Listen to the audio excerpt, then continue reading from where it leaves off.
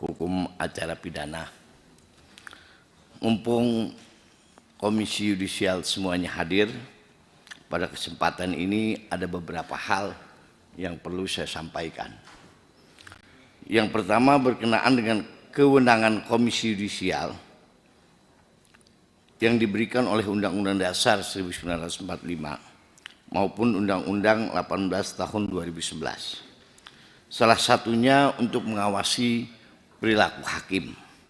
Maka kami menilai kewenangan tersebut masih terbatas dalam ruang geraknya, Pak. Maka perlu diperluas ruang gerak KY. Misalnya ada kewenangan KY untuk melakukan penahanan. Tidak sebatas pada rekomendasi etika. Jadi agak kurang dianggap juga ya, mohon maaf kalau hanya etika seperti itu. Terus terang kami masyarakat, hasil masukan dari masyarakat, keluhan dari masyarakat, sangat prihatin banyaknya perilaku hakim yang integritasnya sangat rendah, Pak.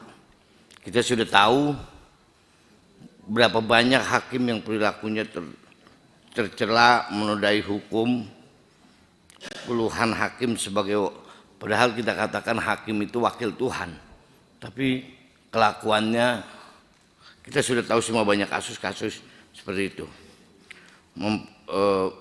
Mempermainkan rasa keadilan masyarakat, mohon maaf mudah terima suap, dan kasus-kasus ini sudah sering terjadi. Nah, ini tanggung jawab KY yang sudah diberikan melalui undang-undang.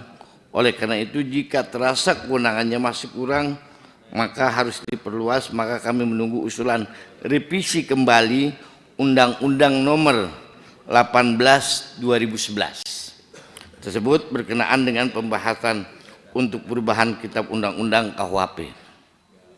Yang pertama, Pak, kami mendukung usulan rekomendasi KY untuk mempermudah proses pemeriksaan tersangka di penyidikan atau pemeriksaan terdakwa di pengadilan untuk diatur secara khusus dalam KUHP yang baru tentang mekanisme dan tata cara pemeriksaan sidang secara sidang Zoom atau meeting sidang Zoom dengan memanfaatkan kemudahan teknologi elektronik. Karena masing-masing realitasnya sering terjadi saksi-saksi yang mau dihadirkan oleh jaksa maupun terdakwa tersangka penasihat hukum berada di luar hukum tempat perkara. Di perkara diperiksa atau disidangkan, hal ini kadang-kadang menghambat dan pemeriksaan terus tertunda-tunda. Juga sejalan dengan prinsip pemeriksaan perkara dengan cepat dan biaya ringan. Yang ada kan selama ini sering lambat, tunda, hakim sekali dua kali ditunda.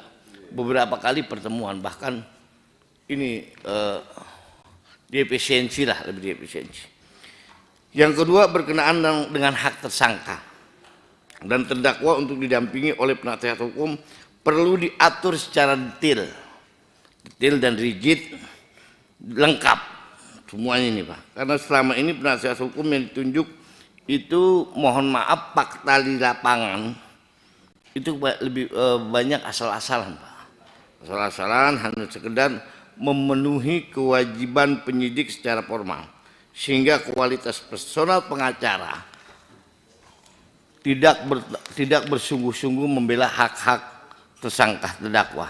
Jadi maksudnya adalah ada standarisasi honor atau biaya yang memadai yang ditanggung